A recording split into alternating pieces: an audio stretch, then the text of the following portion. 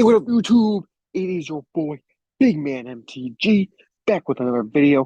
There's another deck check on a favorite of mine. This is a fun favorite, not a strong favorite, but a fun one. You want to have fun?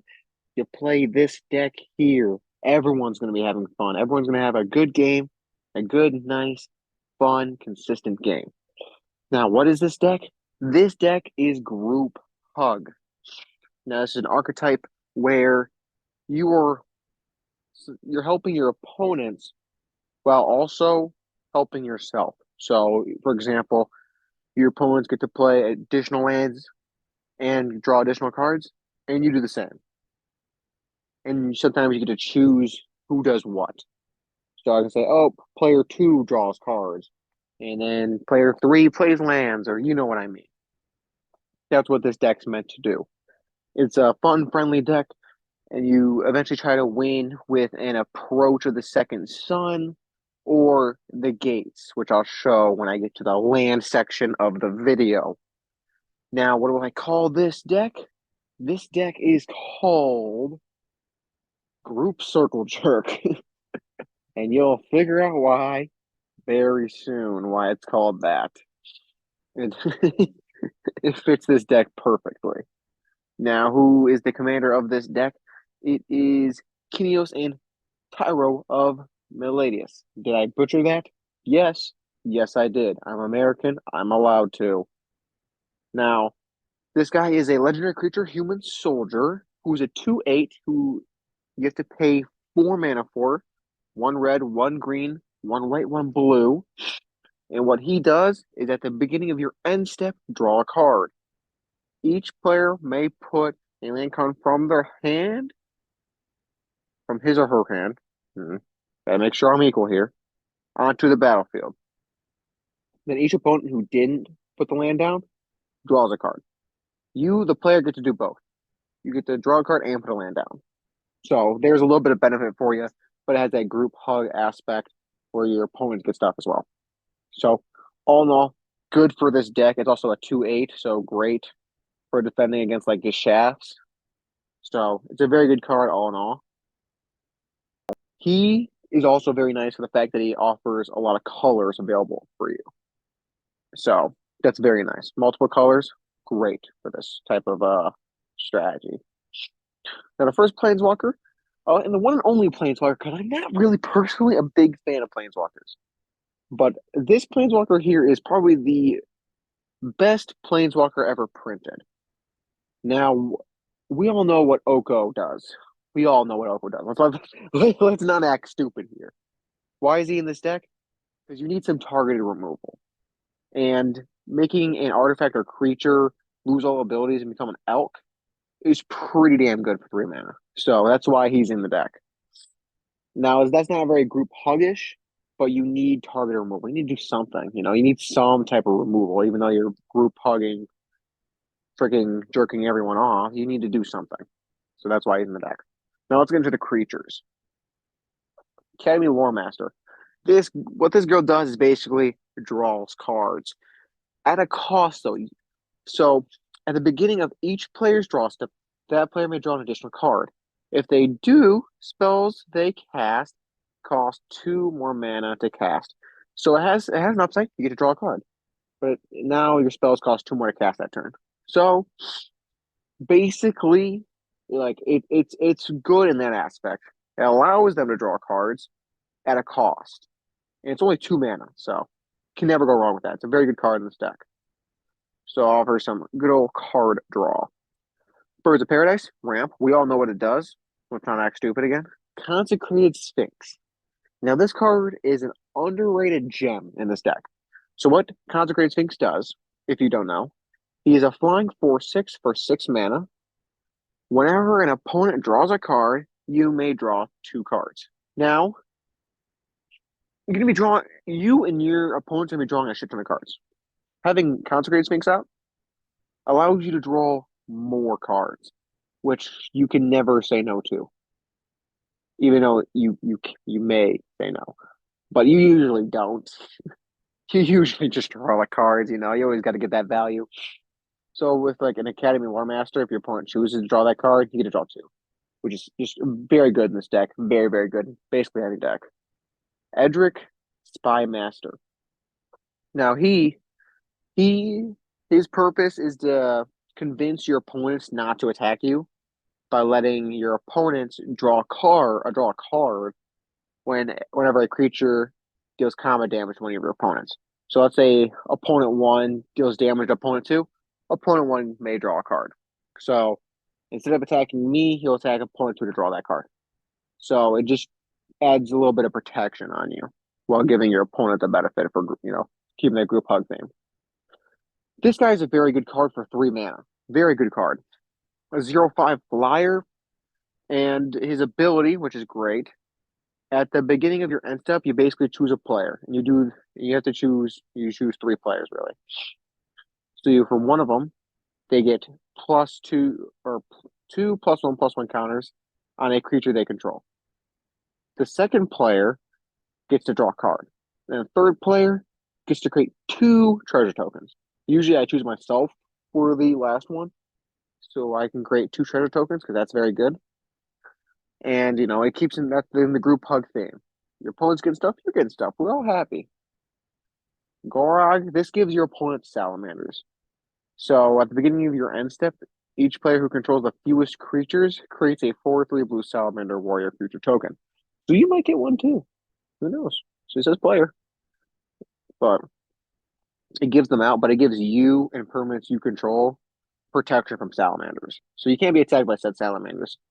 Unless he dies. If he dies, then you can be attacked by said salamanders. But cross your fingers, hope for the best. It's a group hug.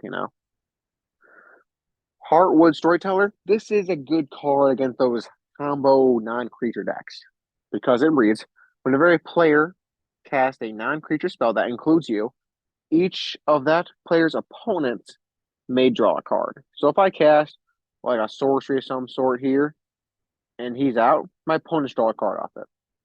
So, they're all drawing cards off of me playing non-creature spells. Whenever they play non-creature spells, we all get to draw. You know what I mean? So, very good card.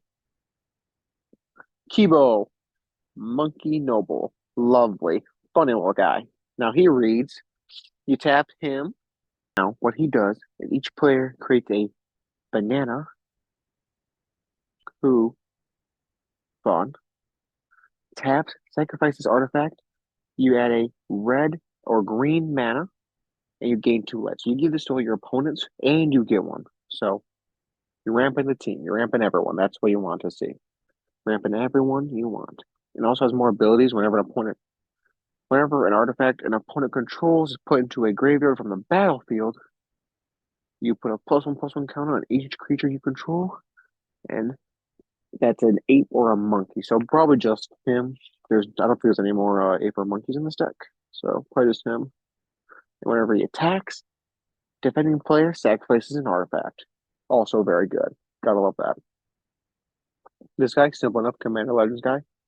Just you tap him, you draw a card, and then or each player gets to draw a card. Group hug. Gotta keep a group hug here. And everyone who does that gets the gain 1 life. So group hug. Draw card effects. You gotta have draw card effects. Now this guy on a white card, goddamn, does he have a lot of text. So at the beginning of your upkeep, your opponent chooses one of 3 modes: money, friends, or secrets. Money lets you and opponent create a treasure. Friends lets you and opponent make a 1/1 token.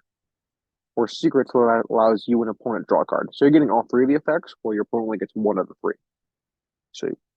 So yeah, offers a lot of benefits to you and your opponents. Group hug. Gotta remember, group hug. Nihilus. Now this guy's interesting. He works a lot like Gore here.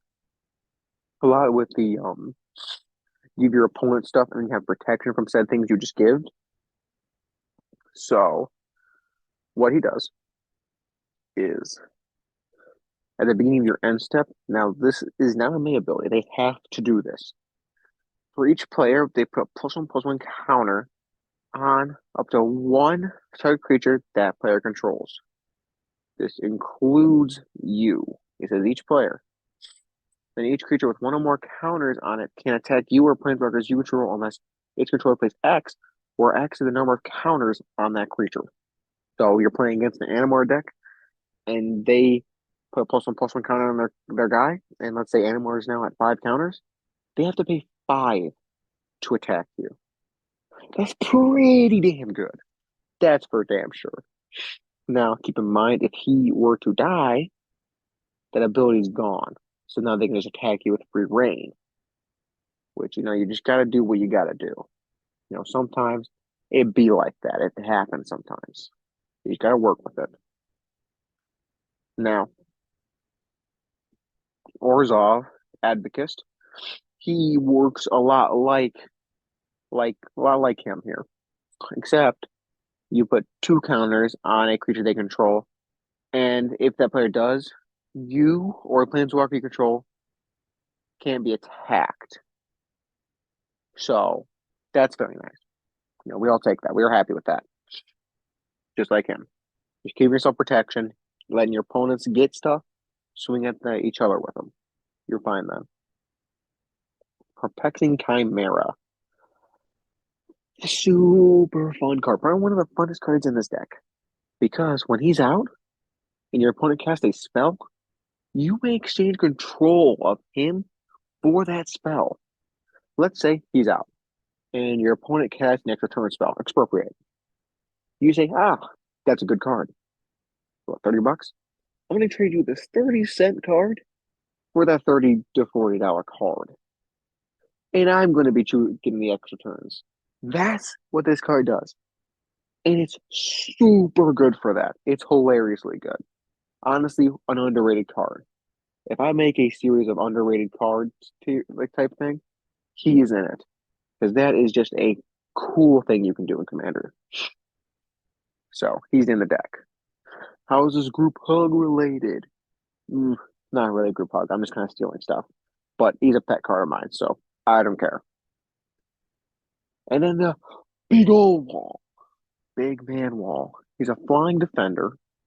And when he enters the battlefield, choose left or right. I'm going to choose right for this example. Each player may only attack the nearest opponent in the chosen direction, which would have been right. An example I picked. And planeswalkers controlled by that opponent. So I chose right. I can only attack to my right. Everyone else can only attack to their right. So it kind of controls the game in that way. Like, say you have a threat to the left of you. You say, okay, I don't want him to attack me. I'm going to choose left. So he has to attack his opponent to the left, leaving me protected from my big, scary opponent. So, very good card in this deck. I like it a lot. The Crawler. This guy's mainly in here because you'll have a lot of cards because you're drawing a crap ton of cards. And whenever you draw a card, each opponent loses 1 life. So you're draining the table. So that's mainly why this guy's in this deck. Simple as that. He's a simple creature here. Selvala. One of the better cards in this deck. She's 3 mana for a 2/4 with Parlay. Okay? So you tap her, each player reveals the top card of their library. For each non-land card revealed this way, you add a green mana. And you gain 1 life. And then each player draws a card. Group hug, everyone draws a card. You get mana. Yay. Very good card. Okay, Slicer Hired Muscle. This guy's interesting. I hate him, but also love him. I hate him because one of my friends in my play group has this card as his commander, and it kicks ass. Like, it's annoying to deal with. But damn, is he good. So he reads, you're gonna pay is more than meets the eye cost for the most part. Because then it's reduced by 2. So he's a double strike haste, 3/4 on this side, 5 mana. At the beginning of each opponent's upkeep, you may have that player gain control of Slicer until end of turn. If you do, untap Slicer, goad it, and it can't be sacrificed this turn. If you don't, convert it. So if he doesn't give it to you, you convert it. Boo. My bad. Okay. He is a living metal then, so now he's a creature as long as it's your turn. If it's not your turn, he's a vehicle again. First strike, haste. Whenever Slicer deals combat damage to a player, convert it at the end of combat. So he flips back to this side. So you give them to your opponents, and they start attacking. They start attacking your opponents with him. So you just kind of sit back and relax as he goes around and deals damage. As long as he doesn't die, he may die. So it is what it is. But he's still there doing damage. He's a good card in this deck. I love him. And also Transformer. Gotta love it. Tidal Barracuda. This guy is pretty damn good. Now, he's a fish, okay, for 4 mana, and has abilities of any player may cast spells as long as though they had flash. That's automatically good in my book. Automatically good. That's a Vidalcan Ori on a creature body. Good. And then also it says your opponent can't cast spells during your turn. I'd almost say that's still a little bit worse than Vidalcan Ori because the creature so can be removed a little bit easier. But that's damn near as I would say close as Vidalcan Ori. Just with that ability. It sucks that it's a creature, but you know what? I'm not complaining. Very good card. And it's very good in this deck because it gives your opponents flash. So group hug fits in that theme. But it also protects you. So you get some benefit there. And then Wandering Archaic, he doesn't need to even be explained. He's good. Whenever a opponent casts an instant or sorcery spell, they may pay 2. If they don't, you may copy that spell. You may choose new targets for that copy. Now it's time to get into the sorceries. Now, the sorceries in this deck, here's the one win condition. You have, in this deck, win conditions are hard to come by. You're basically almost going to get second place every time. So, you have that small chance to get first. Cross your fingers, though. So, one of your win conditions is Approach of the Second Sun. Now, if Approach of the Second Sun was cast from your hand, and you've cast another spell named Approach of the Second Sun this game, you win the game. Otherwise, put Approach of a Second Sun into the owner's library 7th from the top, and you gain 7 life. So, yeah, so basically how Approach of the Second Sun works, you cast it once, you gain 7 life, and you put it 7th from the top. And then you'll draw and make sure you get it again, and when you cast it, you win the game. Now you have to be careful here. Because Approach the Second Sun is kind of weird. So let's say you cast Approach the Second Sun, and then it goes to the top 7, and you draw it again. And you go to cast it, and it was countered. So now, here, you don't win the game. So, that means you'll lose the Approach Second Sun. So that means you have to be careful. That's how it works. It's weird, really weird. I looked up the Oracle text just to double check. It's weird and finicky like that, because even though it says if you cast another spell, name Approach Second Sun, this game you win. But just how it works, how it's played. So you just got to keep that in mind. But this is one of your win conditions. Then and also you have a Blasphemous Act, board wipe. This is how you're going to get your other win conditions. Gate cards. So search up your library for 2 basic land cards and or gate cards. They're going to be gate cards. You're searching for gate cards. You put them on the battlefield tab and show up your library. So it's basically like Kodama's Reach, but for gates and 1 extra mana.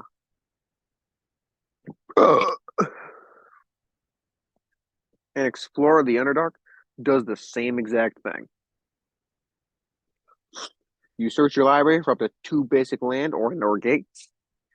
You put them onto the battlefield tab and then shuffle. Then you take the initiative, but don't worry about that because we don't really use that in here. We just care about searching for gates. So that's why this is in the deck. Farseek helps you tutor for certain land types that you may need. So these are the ramp ones. But you search for gates with these 2, search for what you want for that. Fractured Identity. This is another group hug type aspect of a card.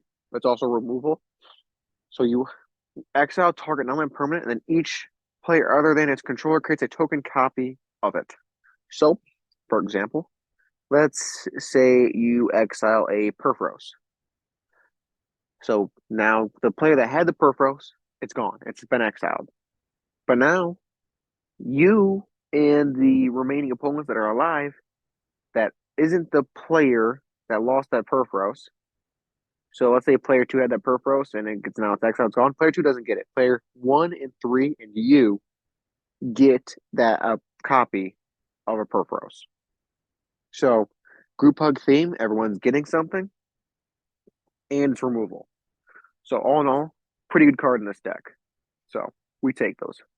Ramp. Now, Pure Whim. This is a group hug type of effect. For each player, choose friend or foe. Each friend searches their library for a land card and puts it onto the battlefield tapped, then shuffles their library. Each foe sacrifices an artifact or enchantment they control. This card works as two things, and I think should be played a lot more. One, this guy is searching for your win con, which I will show you in a second when we get to the lands. But this guy is searching for the land that you need to win the game. And Pro deals with artifacts and or enchantments. So that's also very good. So it's one of those cards that's very good in a group hog type deck. So good. You have to keep in mind it's sacrifice though. So if your opponent controls more artifacts or enchantments, they can just sacrifice one of the more useless ones. But it's still good. Secret Rendezvous is the white card draws. It's shit in any other way except in here. Because you and target opponent each get to draw 3 cards. So, guess what? Group hug. Everyone's drawing cards. So, yeah. Attempt of discovery is a type of ramp. So, this ramp here works in a tempting offer effect. So, you search your library for a land card. This also is what you're using to search for your win con. So, you automatically get that. And you put it on the battlefield. Then each opponent may search his or her library for a land and put onto the battlefield. For each opponent who searches their library for a land card this way, each person who does that, you get to do it. So basically, whenever they do it, you get to do it as well. So you can potentially get 4 lands off this card. Now, is everyone going to do it? Probably not. You probably get 1 to 2 to bite on it, but you're searching for gates and or the land you'll need to win, which I will show you soon enough. But also a very, very good card in this deck. Really good in group hug. Vanquish the Horde. The new white board wipe. The white blasphemous act, which I think is better than blasphemous act. Because it says destroy all creatures. And this spell costs 1 less to cast for each creature on the battlefield. Which I think is easily better than blasphemous act, in my personal opinion. So it's very nice to have this card in your deck. Couple board wipes, doesn't hurt. Let's get to the instance. You start with a Arcane Denial counterspell, because you draw a card at the beginning of the next turn's upkeep, and the person that got countered, their spell counter, gets to drop the 2 cards at the beginning of their next turn's upkeep. So it's pretty good for the group hug effect. You're drawing cards, nothing to worry about there. Beast Within, destroy target permanent, and you give them a beast. Group hug, you're giving them stuff. Chaos Warp, you're adding some chaos in it. Another type of removal. Another type of removal, you give them a 3/3 green elephant instead.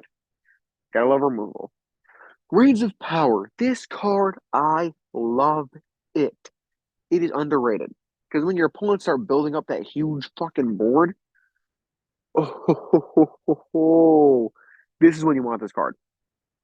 It reads, at instant speed for 4 mana. Untap all creatures you control and all creatures target opponent controls. You and that opponent each gain control of all creatures the others control until end of turn. Those creatures gain haste until end of turn. On a blue card that gives haste. Wow. Got to love it. Now, what does this do here? So, what this does is, let's say opponent 2 has a massive board, like a massive fucking board.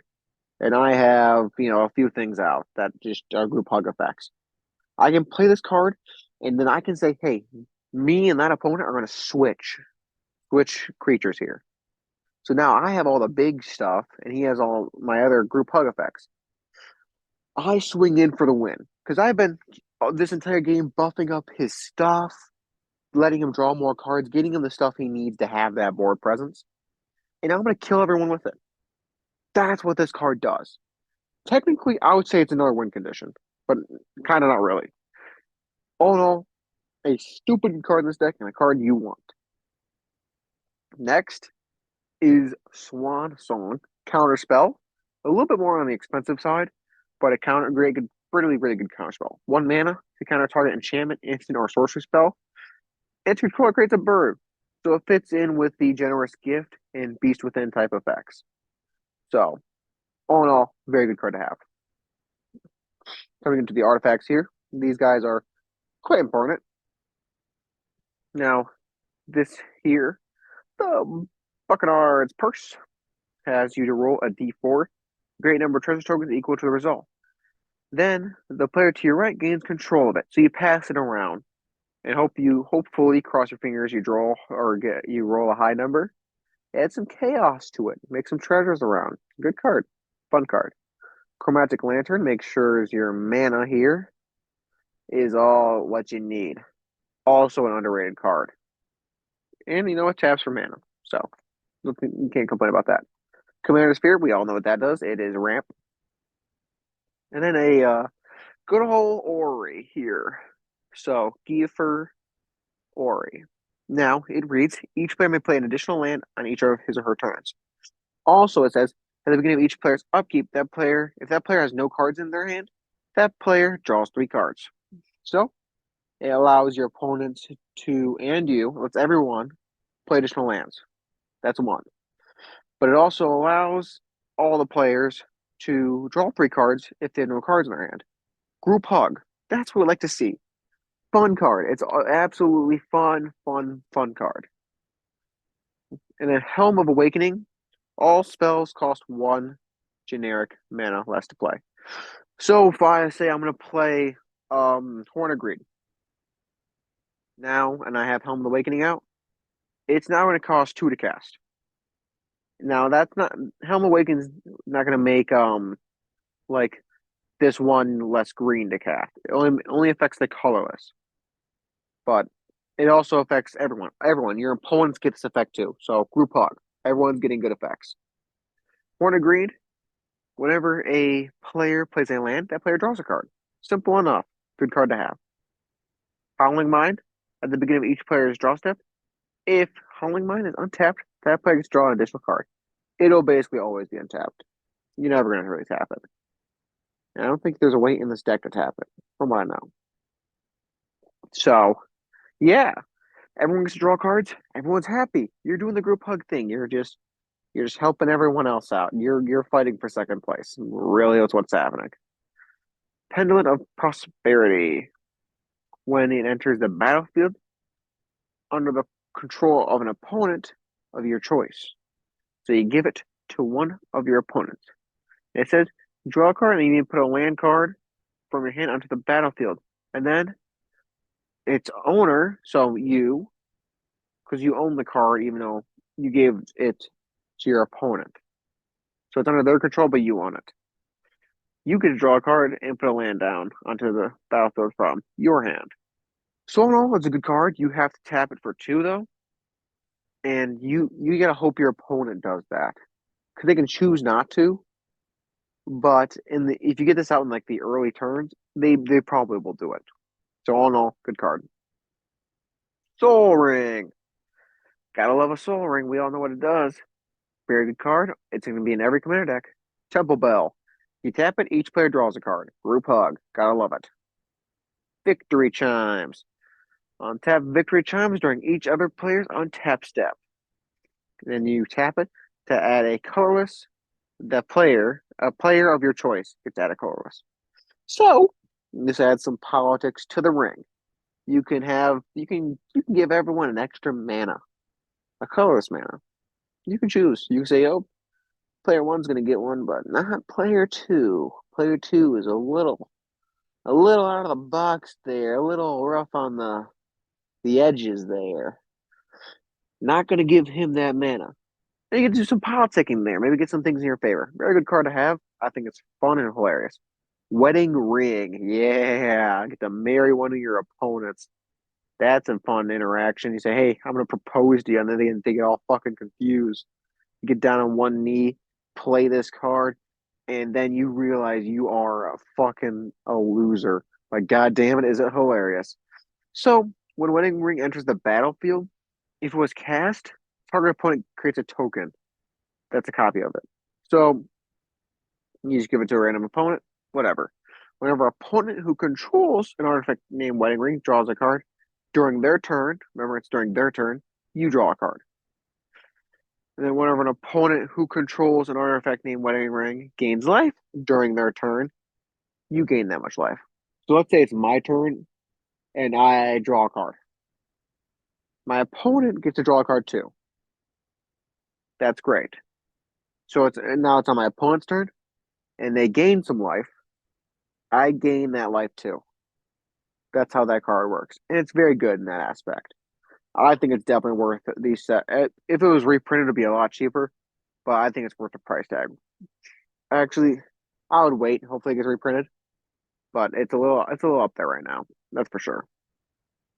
But definitely a fun, good card to have in this deck. Time to get into the enchantments. Court of Bounty adds Monarch. Gotta love that. Monarch's a fun mechanic to have in a commander game. Definitely want to have a Monarch card in your deck. Now, then it reads, at the beginning of your upkeep, you may put a land card from your hand onto the battlefield. But if you're the Monarch, you may put a creature or land from your hand onto the battlefield. So if you're the Monarch, that's great. You need to put a creature down. But the likelihood is that you're probably going to get stolen from you. So you put a land down. But that's what you need. You need to get these gates down. You need them bad. You need to get these gates down. That's what you're focusing on, is getting them down. Got to get them down. So it's a good card to have. Then Dictative Kruphix. At the beginning of each player's draw step, that player may draw an additional card. Everyone's drawing cards. What you want. Fevered Visions. This is pretty damn good because it reads at the beginning of each player's end step, that player draws a card. If the player, your opponent, is your opponent, okay, and it has four more cards in hand, Fevered Vision deals 2 damage to him or her. Now you got to keep in mind in Commander, everyone's going to have a shit ton of cards because they're also drawing cards off their own cards. So they definitely have four more cards in hand. So they're taking 2 damage.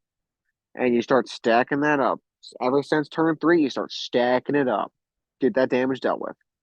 And the enchantments in this deck are very nice to have in this deck. Because this is like your pillow fort here is enchantments. This is where you deal damage and you pillow fort and you have some mana effects in here. So Ghostly Prison. Creatures can't attack you unless its controller pays 2 for each attacking creature that's attacking you. Pillow Fort. You're defending yourself. You're just hiding behind a wall. The Heartbeat of Spring. Whenever a player taps a land for a mana, that player adds 1 mana of any type that land produced. Doubles the mana for you and your opponents. Quite nice. Noble Heritage, a background. Kind of cool. Backgrounds are kind of cool. This reads commander creatures you own have that's going to be your commander. So that's going to be big man here. Kinos, big man there, will have this ability when Noble Heritage is out. When this creature enters the battlefield and at the beginning of your upkeep, each player may put 2+1/+1 counters on a creature they control. And for each opponent who does, you gain protection from that player until your next turn. So they may put 2 counters on something, but I gain protection from them. That player, you gain protection from that player until your next turn. That's nice. Okay. It's a great effect to have. I love it in this deck because it requires them to make decisions, and sometimes they fuck them up, and now I've protected from them. That's fantastic. Oath of Lieges. This card's a ramp piece. In white, what? Impossible. But trust me, it's pretty good. at least in group hug strategies. During each player's upkeep, if that player controls fewer lands than target opponent, the player may search his or her land for a basic land card, then put it into play. The player shuffles his or her library afterwards. So, let's say player 3 has more lands than player 2. Player 2 may search for a land and put it onto the battlefield. That's nice. Roll ramp piece, because that also works for you. So, like, if you go, like, if you're, like, not first in the turn cycle, so you're behind, you can get a land down, and now you're even in keeping up with them. Good card to have. Propaganda, just like Ghost of Prison. The same thing, but in blue. Rights of Flourishing. It lets each player at their draw step draw an additional card. Then each player play additional land on each of their turns. So it's pretty good. Group hug. Everyone draws a card, an extra card, and everyone gets to play an additional land. Good card. Sandworm Convergence. Now this card I'm indifferent about. I'm not fully convinced by it yet. So it reads, creatures with flying can attack you or planeswalkers you control. That effect depends on your play group. If they don't play a lot of flyers, there's not a lot of point of that part. But if you're playing against a flying heavy play group, this is very good to have in your deck. And it also reads at the beginning of your end step, create a 5/5 green worm creature token. That's for 8 mana. So I'm indifferent about it. I'm still trying to figure that out, but I still think it's a decent card depending on your play group. Like if I play against a lot of flying decks, so just trying to chopping them wings and not letting you be attacked is another Pillow Fort effect. But it's 8 mana, so it's expensive. So it just kind of takes your turn away. But it depends on the play group. I'm not against it. Share the spoils. So this reads, and now this is a lot cheaper, 2 mana. When it enters the battlefield and an opponent loses the game, exile a top card of each player's library. Okay. Pretty nice. During each player's turn, that player may play a land or cast a spell from among the cards exiled with share the spoils.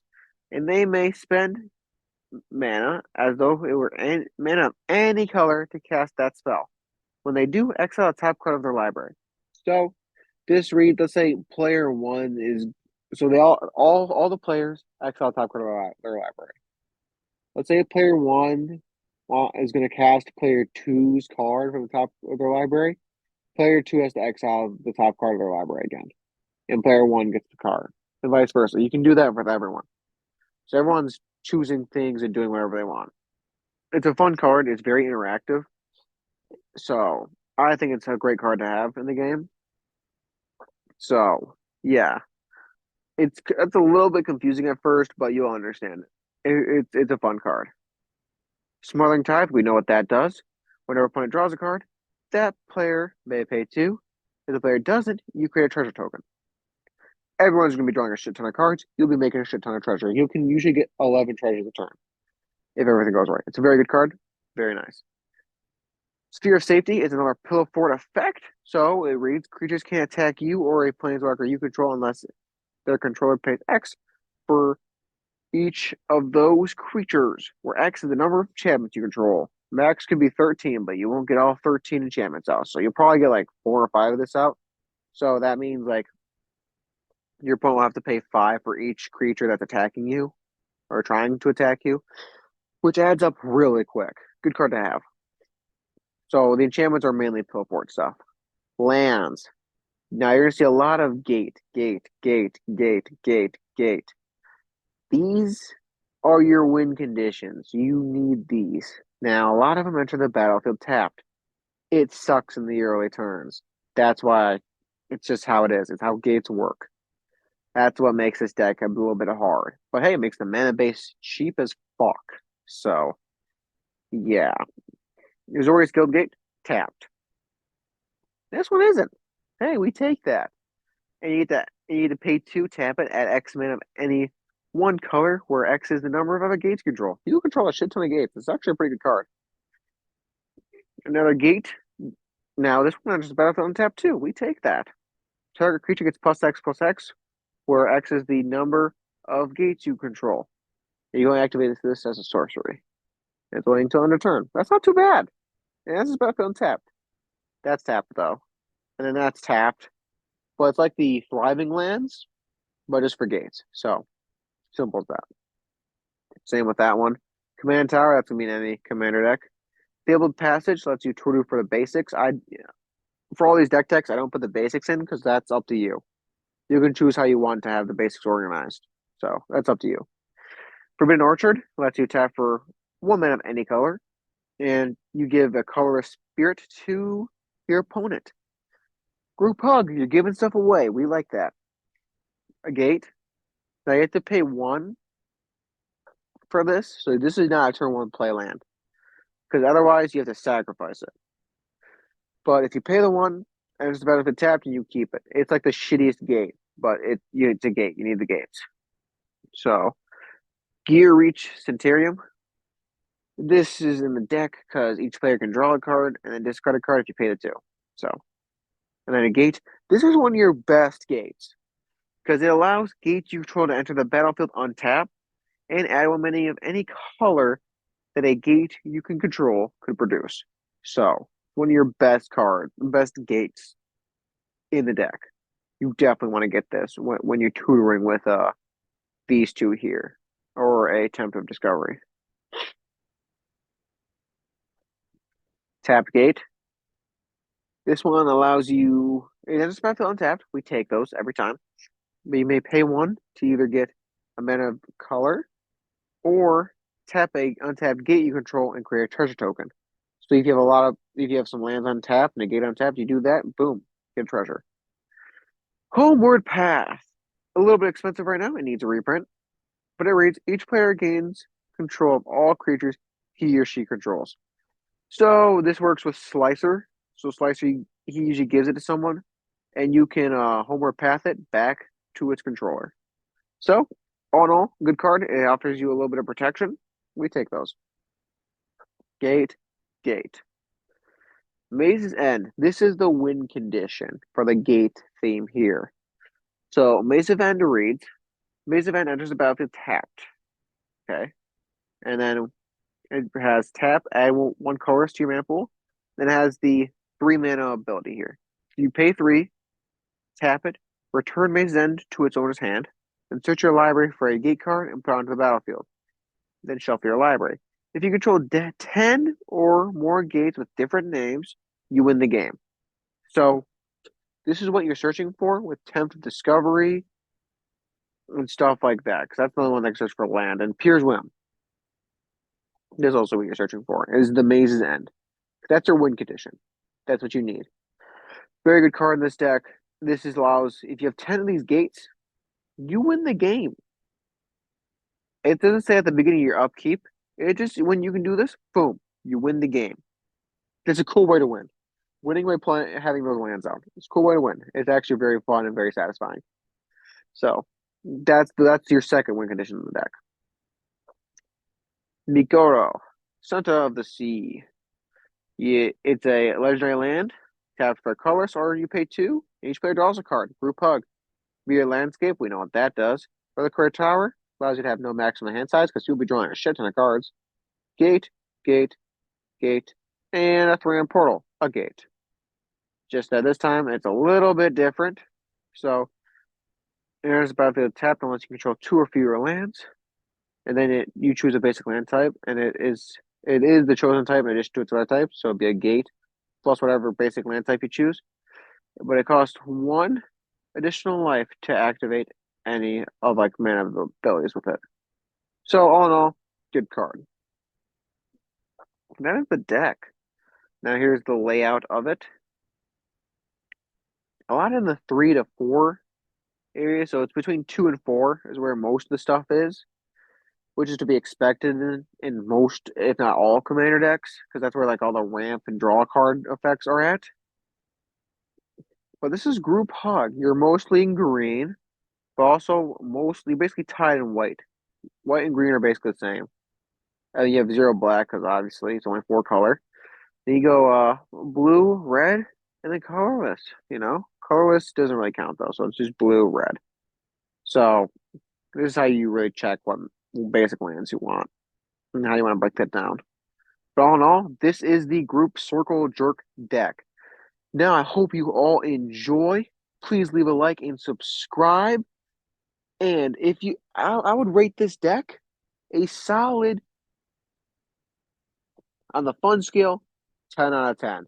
On a competitive scale, 3 out of 10. It's not competitive at all, but it's a fun deck.